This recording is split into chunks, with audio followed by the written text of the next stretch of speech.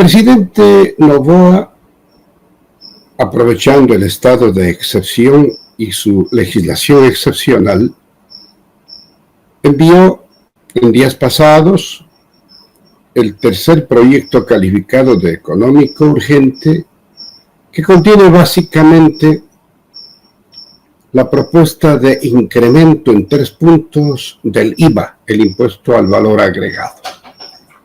Lo decimos, ese es un impuesto regresivo, indirecto, indiscriminado, que afecta fundamentalmente a las capas sociales más desfavorecidas. Porque, entiéndase, todos sus ingresos, a diferencia de las clases pudientes, los menesterosos, todos sus ingresos los dedican al gasto familiar. Y si bien hay algunas exoneraciones, pero el costo de los insumos para toda clase de elaboración de productos, incluso comestibles, sufrirán un incremento en su proceso de producción. Y esto significa un lamentable incremento en la ya insoportable canasta familiar que mata de hambre a los ecuatorianos más pobres.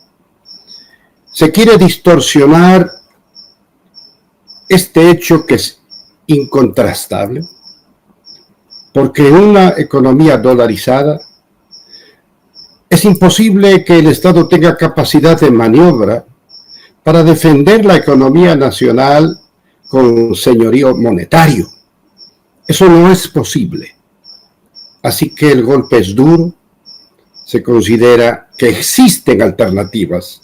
Si es que de verdad el presidente Noboa siente, como dijo, solidaridad y adhesión al drama social de los más necesitados. Planteamos, por ejemplo, que es necesario retomar la lógica y la naturaleza del impuesto a la salida de divisas. Ese impuesto no fue creado con finalidad únicamente recaudatoria, sino para regular la conducta de muchos de nuestros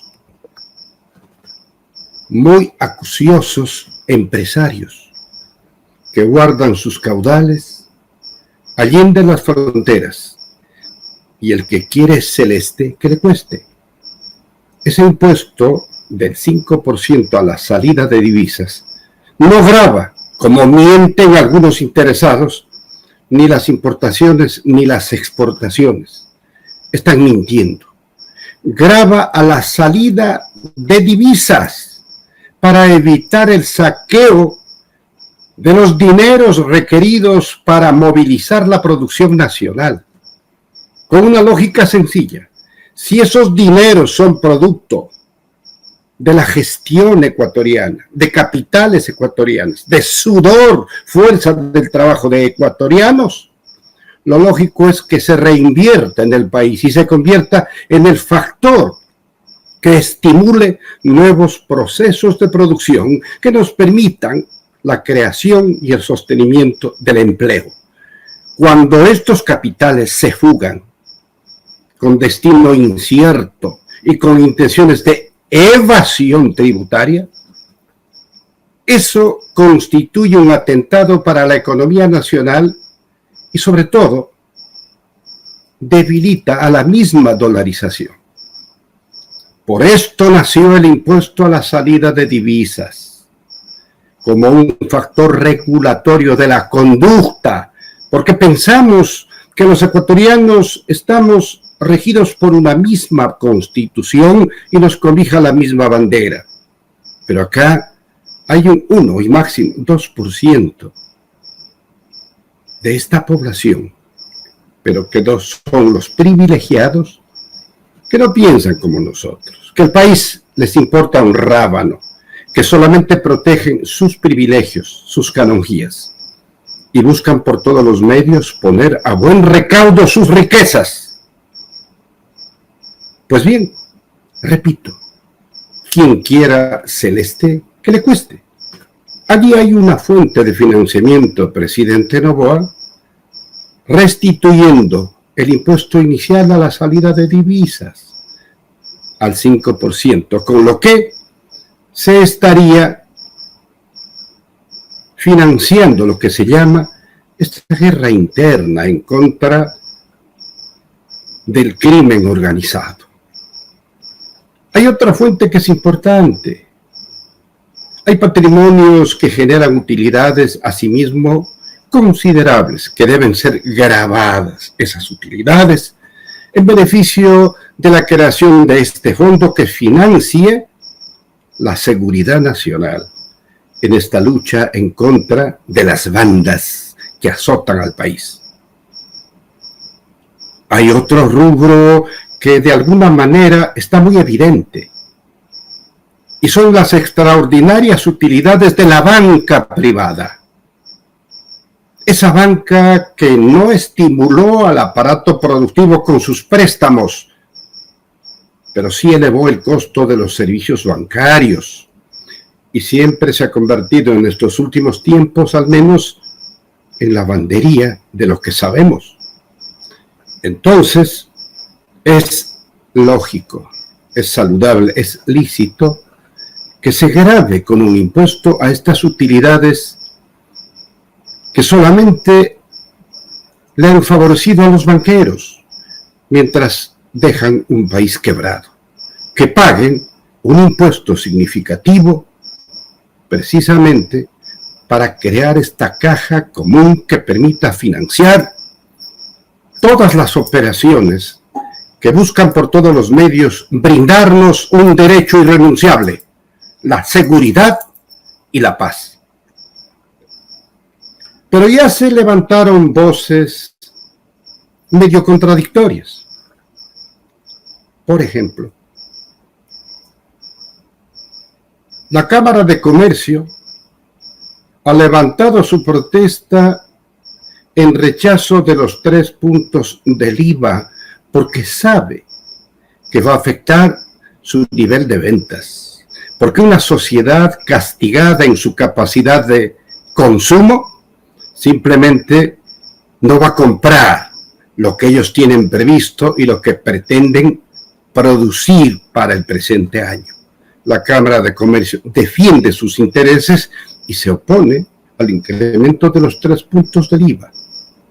En cambio, la Asobanca, la Asociación de Bancos Privados del Ecuador, salió en forma realmente altisonante a rechazar cualquier intento de gravar las utilidades de esa banca. ¿Acaso no es hora de hacer causa común por el país? ¿Acaso no claman por la inseguridad que cunde y que se ha tomado por asalto las altas esferas de las funciones del Estado? ¿Acaso no es este el momento de unir el hombro, señores banqueros, para crear un fondo que permita llegar a buen puerto con este proceso que se inició con la declaratoria del estado de excepción y de esta guerra interna, que no puede tener retroceso? ¿Acaso no estamos también aterrados con lo que ocurre en estos operativos en que las Fuerzas Armadas ecuatorianas cumplen con su papel patriótico y entran a las cárceles en busca de tomar el control, pero van a la de Esmeraldas y se encuentran con la fuga de 48 en pleno estado de excepción? 48 privados de la libertad se fugan en pleno operativo precisamente de recuperar para el Estado el control de una de las cárceles del país. Esto es preocupante. Algo todavía es necesario cuadrar y alinear. Hay algunos mandos medios que todavía obedecen las órdenes de los capos del crimen organizado. Y esto tenemos que proscribir definitivamente. Pero al mismo tiempo debemos buscar que los procedimientos planteados y propuestos por el Ejecutivo merezcan la credibilidad, porque por ahí inclusive se habla de que intentarían bajar el IVA al sector de la construcción del actual 12% al 5%. Ojalá que esto quede solamente en una intención, que no pase a mayores, porque sería mayor evidente el afán de hacernos pagar una crisis que ellos crearon y se beneficiaron. Y como ya parece que le gustó la idea, y estando como estamos en tiempo de excepción, mandó una vez más un cuarto proyecto económico urgente denominado la Ley Orgánica para la Recuperación de Activos de Origen Ilícito y Transparencia en la Contratación Pública. Esta ley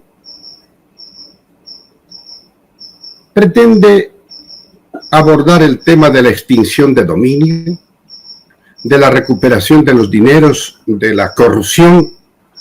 Nosotros creemos que esa ley debe reforzarse con una nomenclatura jurídica viable, para que no quede en una simple declarativa, sino que se convierta efectivamente en una herramienta para recuperar efectivamente fortunas que los hemos visto crecer a vista y paciencia de un país asustado de ver cómo convierten a la función pública en un mecanismo de enriquecimiento pronto y diligente. Así que tiemblen los corruptos, que tiemblen aquellos que en poquísimo tiempo acumularon fortunas que no pueden explicar.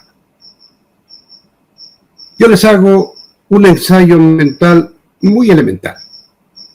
Por ejemplo, un asambleísta que tiene un ingreso por sobre los $4,000 mensuales y que tiene que sostenerse en la capital de la República con un departamento de habitación por la semana de trabajo, su retorno al hogar en su provincia de origen, mantener a la familia y los gastos normales. Con esos 4,000 y piquito de dólares, tiene para vivir en forma holgada, pero nada más. Si se ve a un asambleísta que de pronto empieza a exponerse con fortunas que no puede explicar, porque no tiene otra manera, porque su función específica es legislar y fiscalizar, y otra clase de acciones están prohibidas expresamente por la Carta Magna, a esa persona se le debe investigar. Y todo aquello que no puede justificar efectivamente proviene de actos corruptos que deben ser recuperados para el Estado. Estamos totalmente de acuerdo. Y más aún con la transparencia en la contratación pública, para que no resulten los contratos a dedo.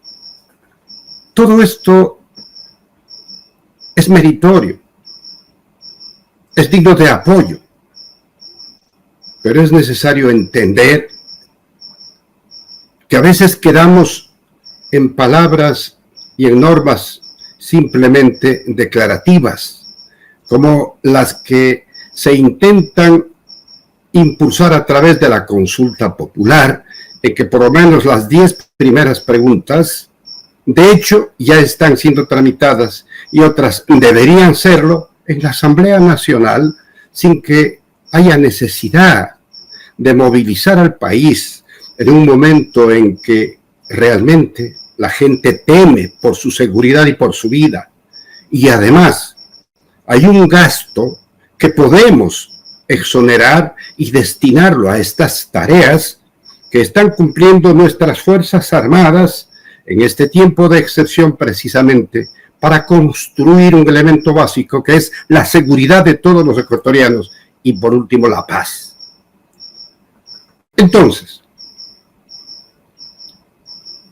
si la consulta plantea preguntas simplonas de un sí o no, y de acuerdo a ese resultado que puede ser sí, recién entonces el gobierno elabora los proyectos de ley para enviar a la Asamblea, imagínense el tiempo que va a dilatar la tramitación y aprobación de esas leyes. Hasta tanto, acabará el periodo del presidente Noboa. Y no creo que esa sea la intención del gobierno. Por esto invocamos a la reflexión para que entiendan que lo de la consulta resulta innecesario. Mucho peor si se intenta reponer vigencia legal a los juegos de azar, a los casinos, que son el embrión donde se lava dinero fácil y sucio.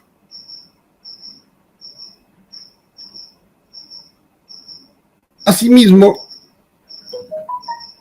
queremos referirnos a un temita de pasada. Sabemos que y los gobiernos neoliberales sienten una profunda admiración por el gran país del norte. Es la esencia del neoliberalismo, dirigirse donde está la capital del imperialismo.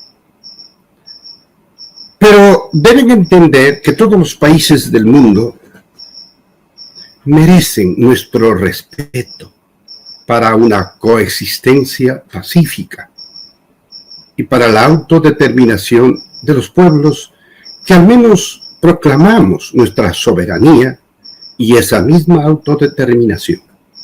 Por esto que no es tan feliz calificar de chatarra armamentos de origen ruso, por ejemplo, porque eso molesta a ese gran país que, igual que los Estados Unidos, es nuestro amigo. Absorbe un rubro importante de nuestras exportaciones. Hacemos negocios importantes con ese gran país, Rusia, y una calificación descalificadora realmente no abona en beneficio de esa coexistencia pacífica con todos los amigos del mundo. Está en debate un tema que también preocupa a la sociedad ecuatoriana. Es un acuerdo firmado el 6 de octubre del 2023 entre el entonces canciller ecuatoriano Gustavo Manrique y el embajador norteamericano, el señor Michael Fitzpatrick. Este tratado, que tiene 14 artículos, busca esencialmente el traslado de tropas norteamericanas al Ecuador, con la protección del Estado, con una serie de concesiones que van más allá de lo que debe permitirse a un país amigo. ¿Qué pasa? ¿Qué pasa con nuestras Fuerzas Armadas? Tienen capacidad y lo han demostrado. Es bienvenida una ayuda, un asesoramiento en momentos de crisis como la que vivimos, pero no puede ser la oportunidad para el traslado de tropas que físicamente vengan a imponer sus regímenes dentro de nuestras fronteras y que se asuman leyes norteamericanas en nuestro territorio y que eso beneficia y protege no solamente a tropas movilizadas, sino a empleados civiles, a contratistas y a subcontratistas que se someten a la ley norteamericana en territorio nacional.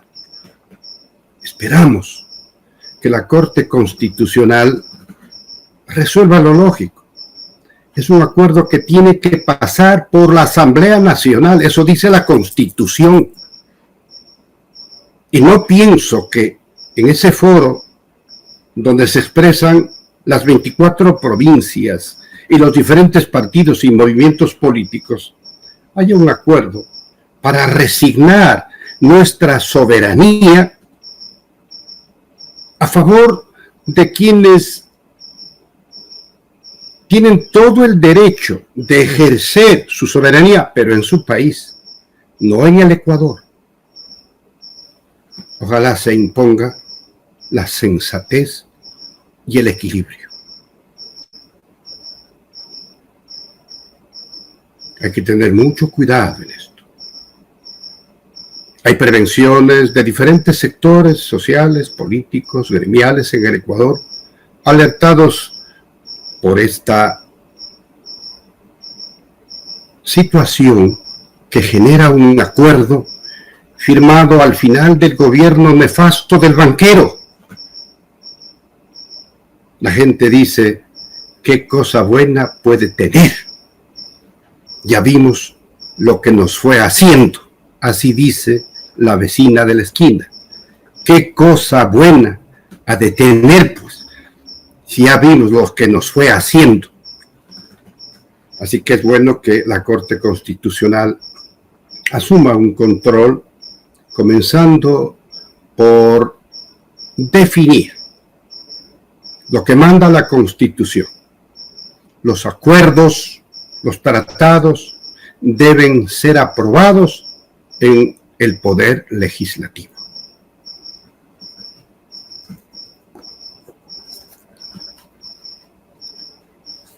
Y hay una mención que no es para destapar sarcófagos, sino más bien para mover la memoria colectiva. Hay un ciudadano, un expresidente de ingrata recordación, aquel que le entregó a la oligarquía ecuatoriana, a los empresarios, a los grandes grupos económicos, a los exportadores e importadores, a la banca, les entregó en bandeja de oro lo que se llamó el proceso de sucretización. Nuestros sucres devaluados los convirtió en dólares para que lo pague el pueblo ecuatoriano. Y no sé si hasta ahora ya terminamos de pagar ese dogal, que fue la graciosa dación de un gobierno demócrata cristiano, que hoy declara paladinamente que el Ecuador es una sociedad corrupta. Concretamente dice, Ecuador no es una sociedad honesta. Que hable por él, que sucretizó una deuda. ¿Para qué? Se convierte en un gran salvataje empresarial en el Ecuador, en perjuicio, sacrificio y detrimento de la economía de todos los compatriotas. El Ecuador no puede ser considerada una sociedad deshonesta. Somos capaces de grandes desafíos y lo hemos demostrado. Fuimos capaces de construir una década ganada, de obras extraordinarias, de inversiones gigantes, de soluciones realmente importantes en todos los rubros. Fuimos emblemáticos en importantes actividades y acciones del gobierno de la Revolución Ciudadana. El pueblo del Ecuador, en su conjunto, es productivo, honesto, honrado, emprendedor, valiente. No puede considerarse que la sociedad ecuatoriana no es honesta. Hable por él. Esta es una ofensa a las cualidades que son innatas en nuestro pueblo. que han construido tanta belleza, tanta grandeza en un pueblo mal gobernado por los neoliberales, por los atracadores, y pese a ello, aún conservamos la esperanza, porque ya tuvimos un importante paréntesis de 10 años que mostró el contraste entre un gobierno auténticamente de entraña popular, que solo obedecía a su pueblo, y aquellos atracadores neoliberales, privatizadores, que solamente están para convertirse en vasallos y alfombras del imperio. Y una nota saludable. Una de las integrantes del gabinete ministerial del presidente Noboa reconoce las bondades del programa de las cocinas de inducción. ¿Recuerda? Aquellas cocinas que embodegaron por odio, por amargura, y que era un proceso realmente emblemático que vinieron a copiarlo otros países, el programa de las cocinas de inducción. Pues bien, una ministra de Estado de este gobierno reconoce las bondades de ese programa y, por lo que vemos, intenta retomar, porque significan inversiones que están embodegadas con peligro de perderse. Qué bueno que haya gente descontaminada, que no les impulse el odio que ha destruido este país. Ahorita mismo, el momento que vivimos, mientras los 18 millones de compatriotas metemos el hombro para salir de esta crisis espantosa y sanguinaria, hay unos cuantos amargados, odiadores, que le buscan la quinta pata al gato y siguen repitiendo aquella cansina frase de la culpa de Correa. Ya no les queda, la gente ya no les cree. Ya pasó 7 años con la misma cantaleta. Depreciaron su propia palabra, destruyeron sus propias oportunidades, destruyeron el país queriendo destruir al correísmo, algo que es imposible, porque Correa, el correísmo, la revolución ciudadana, el socialismo del siglo XXI está impregnado en el corazón del pueblo del Ecuador. Adecuada, por decirlo menos. O pagamos el IVA o pagamos las vacunas. Eso significa que quienes nos deben seguridad y paz prácticamente han bajado los brazos, porque esta es una ecuación que no cuaja, que no puede entenderse. No se puede mezclar una decisión política que afecta a la economía del pueblo, como es el incremento de 3 puntos en el IVA, con aquella práctica dolosa, mañosa, criminal de quienes chantajean a la sociedad con esto que se ha dado en llamar las vacunas. Quiere decir entonces que ya arriamos la bandera y esto no puede aceptarse. Y yo hago un llamado al gobierno nacional para que impida esta clase de argumentos que ponen en contraste muy grotesco algo que es parte de un debate nacional legítimo con una práctica criminal como de las vacunas. Ahora, hay sectores que responden a sus propios intereses, pero hay otros que tienen principios. Y esta es la posición de la Revolución Ciudadana, que plantea alternativas. No se trata de un no inorgánico, inconsecuente. Se trata de plantear otras fuentes para financiar el costo de esta guerra interna de la que tenemos que librarnos. Pero no nos digan, por favor, que hay una condición para continuar adelante, con esta que es la prestación de una garantía fundamental que nos debe el Estado ecuatoriano, la seguridad.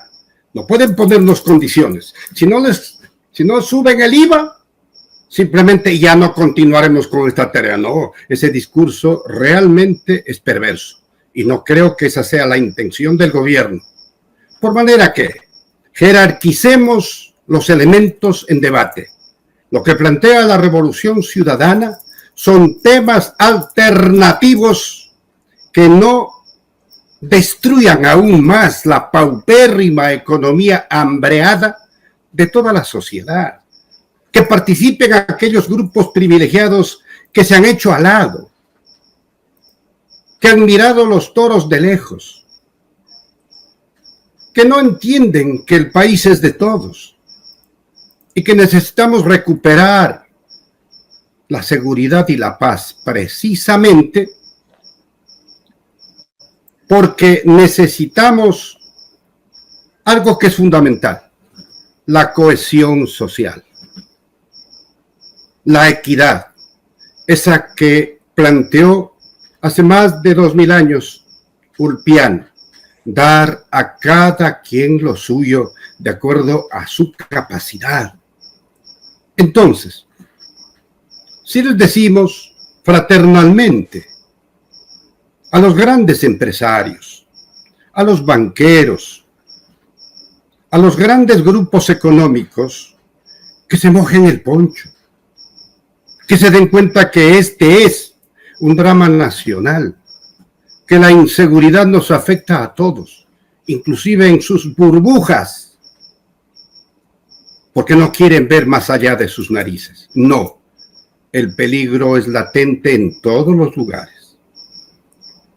El crimen organizado ha permeado todos los niveles, porque desde arriba, permitieron esa permeabilidad.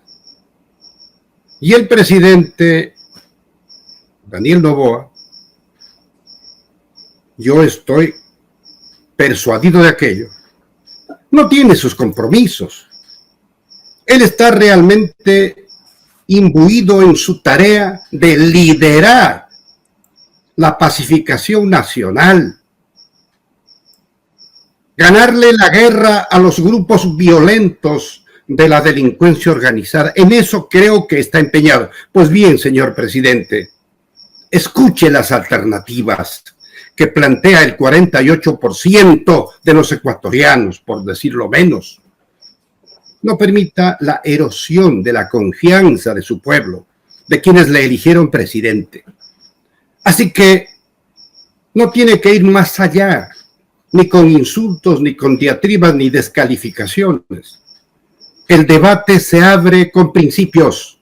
Creemos firmemente que la sociedad ecuatoriana tiene la obligación de luchar por la pacificación de este país, que comienza por convertir a la seguridad con un patrimonio que ya tuvimos, y que todos los ecuatorianos, y que ese 2% de privilegiados tienen también la obligación de aportar con lo suyo. Esto es lógico, esto es viable, esto es cristiano. Por manera que no abramos ni siquiera un debate con mucha confrontación. Los que dicen lo contrario, por ejemplo, hay algunos despistados y despistadas que plantean que para tener dinero y presupuesto hay que achicar más aún el tamaño del Estado. La clásica conseja neoliberal, fondo monetarista, la desaparición del Estado en última instancia. Pues bien, yo le preguntaría a quienes plantean esta solución, entre comillas, ¿se van a despedir médicos? ¿Se van a despedir maestros? ¿Se va a despedir a militares? ¿A policías? ¿A quiénes van a despedir para achicar el tamaño del Estado? ¿Quieren acabar con el concepto de Estado? ¿Es esa la oportunidad que buscan? ¿Desaparecer el Estado? Estamos viendo aquí nomás en Argentina lo que ocurre con una desinstitucionalización intencional que a nosotros ya nos pasó factura, porque eso hicieron los dos anteriores gobiernos, el del traidor colosal y el del banquero.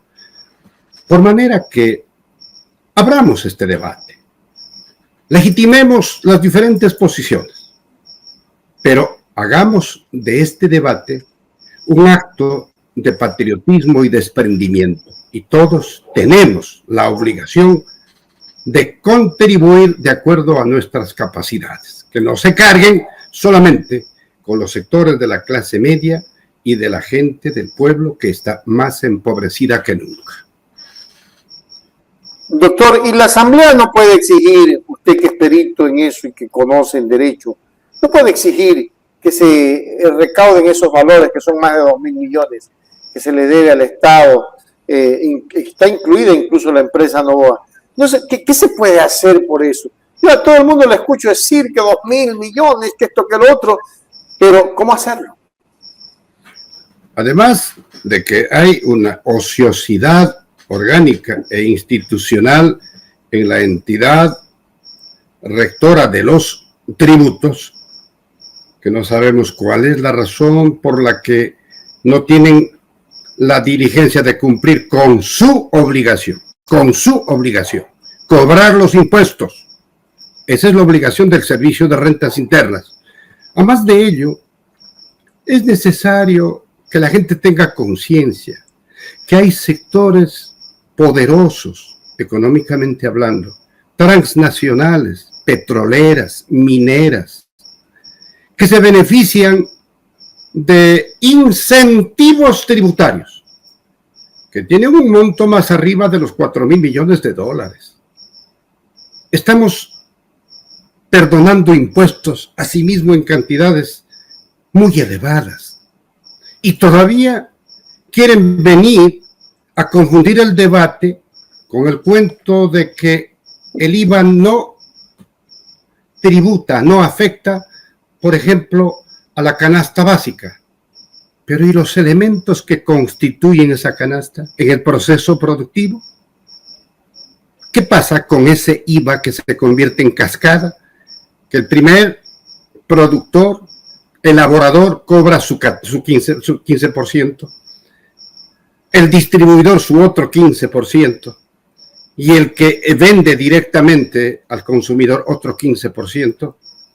¿Sabe lo que eso significa? Que el mísero salario de la clase dependiente, proletaria, trabajadora, obrera, prácticamente desaparece porque se lleva toda esta tributación. Y la gente que tiene dinero le afectará con un mínimo 0,12% de sus ingresos. En cambio, a quienes tienen salarios que no exceden de los $450 mensuales, significa que en esos gastos indispensables, que en los servicios que tiene que pagar mensualmente, se le agota su mísero salario. Esa es la diferencia y eso es lo que no quieren debatir. Así que todos a mojarse el poncho.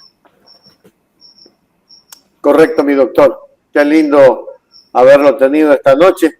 Hoy día Luchito no está porque está en otro tema. Esperemos que ya la próxima semana esté listo con nosotros. Terrible esto, pero ahí estamos viendo que si se incrementa ISD, impuesto a la salida de divisa, al 6%, se recaudan 1.528 millones de dólares.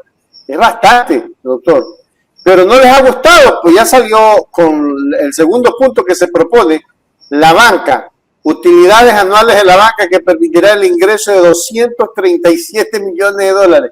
Yo veía el día de hoy a la banca que ya había sacado un manifiesto público y donde decían que rechazaban la propuesta que hace la Revolución Ciudadana. Mírenla usted, doctor. Bueno, grato favor que nos hacen, porque este es el clamor de la sociedad ecuatoriana, pero es bueno saber que lideramos esa clase de sesudas y muy racionales proposiciones para un gran debate que permita la aprobación de una ley con gran consenso nacional. Caso contrario, podría convertirse en una piedra en el zapato del gobierno. En este punto hay un pronunciamiento de importantes sectores de la academia y de la intelectualidad del Ecuador, que han hecho también su manifiesto frente a un país soberano. Se refieren precisamente a ese proyecto de acuerdo que firmó el banquero horas antes de irse y que es realmente atentatorio en contra de la soberanía nacional.